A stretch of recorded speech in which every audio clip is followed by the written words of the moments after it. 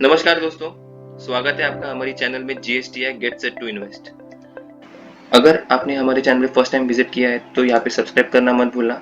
और अगर आपने आपका डीमैट अकाउंट अभी तक ओपन नहीं किया है तो ये लिंक आपको यहाँ से मिल जाएगा। आप यहाँ से में आपका डीमैट अकाउंट ओपन करवा सकते हो। तो शुरुआत करते हैं इस वीडियो की। तो हम लोग को कल टाटा मोटर्स के हम लोग को रिजल्ट्स देखने मिले थे। मैंने आपके सामने टाटा मोटर्स का चार्ट रखा हुआ है ओपन करके। तो हम लोग देख सकते हैं कि कुछ सालों से हम लोग को ना टाटा मोटर्स में हम लोग को एक अच्छा परफॉर्मेंस हम लोग को देखने मिल रहा है। तो अगर मैं यहाँ पे 5 डेज का चार्ट पैटर्न अगर ओपन करूँ ना दोस्तों, तो आप यहाँ पे देख सकते हो ऑलमोस्ट हम लोग को 6.62% की हम लोग को तेजी देखने मिल रही है। अगर मैं 6 मंथ्स का अगर ओपन करूँ तो हम लोग को 18% के अराउंड हम लोग को तेजी देखने मिल रही है।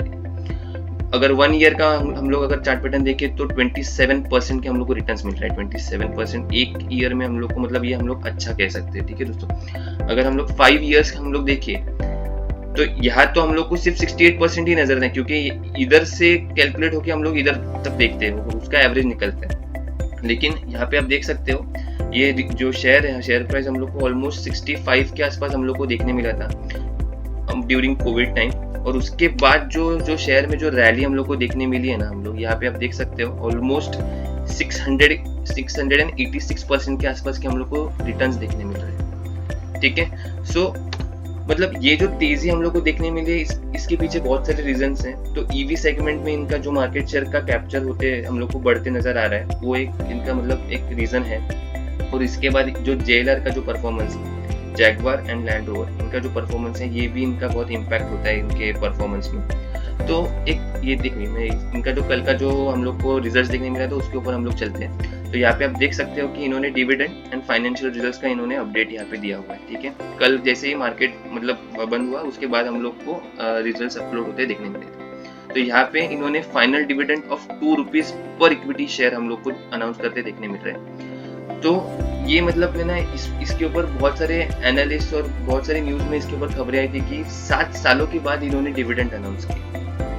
तो पिछले कुछ सालों में ना, मतलब ऑलमोस्ट 2016 में इन लोग ने लास्ट डिविडेंड अनाउंस किया था। उसके बाद इन्होंने डिविडेंड अनाउंस नहीं किया था और आज 7 सालों के बाद इन्होंने फिर से डिविडेंड अनाउंस किया। तो आप बोलोगे दोस्तों कि ये तो सिर्फ ₹2 का डिविडेंड है, इसमें इतनी कौन सी बड़ी बात है। दोस्तों ₹2 का डिविडेंड इतनी बड़ी बात नहीं होती वो रिटेल इन्वेस्टर्स के लिए, जिनके पास शेयर्स कम होते हैं। लेकिन जिनके पास शेयर्स लाखों करोड़ होते हैं ना, उनके लिए ₹2 का डिविडेंड भी उन लोग के लिए बहुत अच्छी कमाई करके दे देते हैं।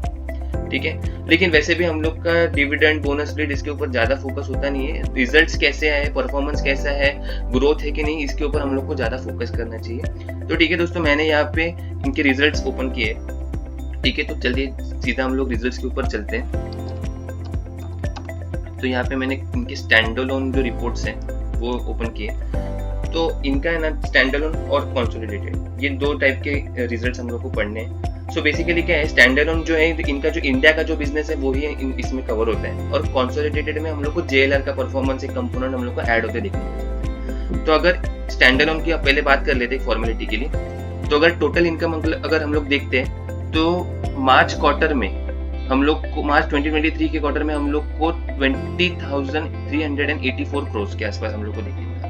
तो ये जैसे कि हम देख सकते हैं जो फिगर से इन करोड़ है, रुपीज इन करोड़। ठीक है, सो मार्च 2023 में हम लोग को ऑलमोस्ट 20,000 करोड़ के आसपास का हम लोग को इनकम देखने मिला है। दिसंबर क्वार्टर में हम लोग को 15 ऑलमोस्ट 16,000 करोड़ के आसपास का हम लोग को देखने मिल रहा है। तो क्वार्टरली बेसिस पे तो हम लोग को अच्छी खासी जंप देखने मिलती है। मार्च 2022 के क्वार्टर में हम लोग को 17,533 का हम लोग को मतलब इनकम देखने मिल रहा है। ठीक है, सो मतलब क्वार्टरली और ईयरली बेसिस पे तो हम लोग को अच्छी खासी ग्रोथ नजर आ रही है। अगर हम लोग एक्सपेंसेस की ओर चलते हैं तो हम देख सकते हैं कि एक्सपेंसेस मार्च 2023 के क्वार्टर में हम लोग को 19,000 करोड़ के आसपास के हम लोग को देखने मिले।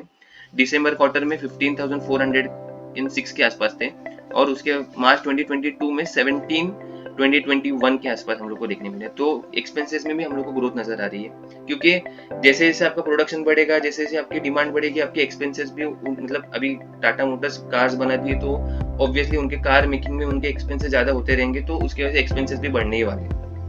तो इसमें कोई बुरी बात नहीं है दोस्तों। ठीक है, अभी प्रॉफिट के यहाँ पे चलते हैं, प्रॉफिट आफ्टर टैक्स। ठीक है, तो profit after tax, profit for the period, ठीक है, ये यहाँ पे मिल गया हम लोग को। तो यहाँ पे आप देख सकते हैं कि जो प्रॉफिट आफ्टर टैक्स हम लोग को देखने मिल रहा है इस क्वार्टर में, वो ऑलमोस्ट 2695 करोड़ के आसपास हम लोग को देखने मिल रहा है, जो कि पिछले क्वार्टर में हम लोग को देखने मिलता है 506।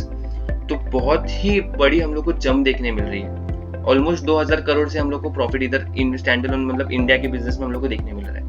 और अगर मार्च 2022 के क्वार्टर में हम लोग देखें तो 413 ही सिर्फ प्रॉफिट था। ठीक है, तो ईयरली और क्वार्टरली बेसिस पे तो बहुत ही हम लोग को अच्छा शानदार परफॉर्मेंस देखने मिल रहा है। अगर थोड़ी ईपीएस के ऊपर भी ध्यान दे देते हैं तो ईपीएस हम लोग इस क्वार्टर में हम लोग को 7 के आसपास का देखने मिल रहा है। पिछले क्वार्टर में 1.31 था और मार्च 2022 के क्वार्टर में हम लोग को 1.07 के आसपास हम लोग को देखने मिला। तो ईपीएस में भी हम लोग को अच्छा खासा परफॉर्मेंस देखने मिल रहा है। ठीक है, तो हम लोग अभी चलते हैं मतलब स्टैंड कंसोलिडेटेड के यहाँ पे। ठीक है, तो यहाँ पे मैंने कंसोलिडेटेड इन लोग की फाइनेंशियल रिजल्ट्स ओपन किया आपके सामने। तो इसमें क्या है ना, हम लोग को बड़े बड़े नंबर्स देखने मिल जाएंगे क्योंकि इसमें JLR का कंपोनेंट हम लोग को देखने मिल जाएगा। जैगुआर एंड लैंड रोवर के इसके जो नंबर्स आते हैं इसमें हम लोग को साथ में हम लोग को क्लब करके हम लोग को देखने मिल जाएंगे। ठीक है, तो यहाँ पे सबसे पहले टोटल इनकम के यहाँ पे देख लेते हैं। तो टोटल इनकम हम लोग को इस क्वार्टर का हम लोग को देखने मिल रहा है 1,07,509 1,07,509 करोड़। ठीक है, दिसंबर क्वार्टर में हम लोग को 89,618 मतलब ऑलमोस्ट 90,000 करोड़ के आसपास हम लोग को देखने मिल रहा है।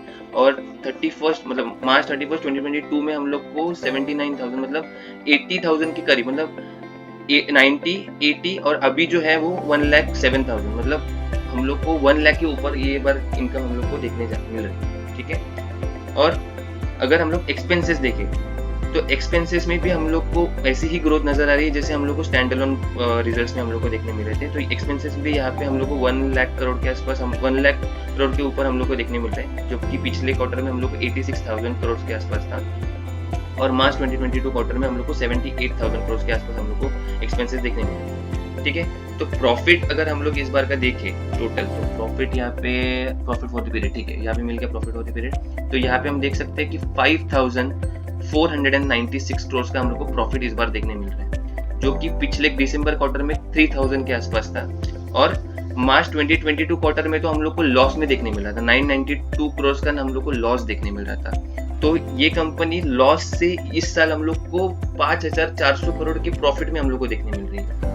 ठीक है, ये बहुत ही शानदार मतलब हम लोग को रिजल्ट्स देखने मिल रहे हैं दोस्तों टाटा मोटर्स के।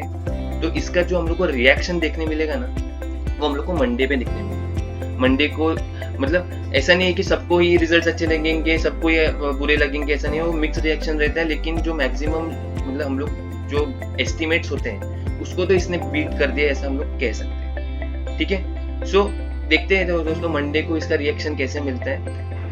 अगर आपको हमारा वीडियो अच्छा लगा होगा तो प्लीज लाइक एंड सब्सक्राइब करना मत भूलना। Thank you for watching, goodbye and take care.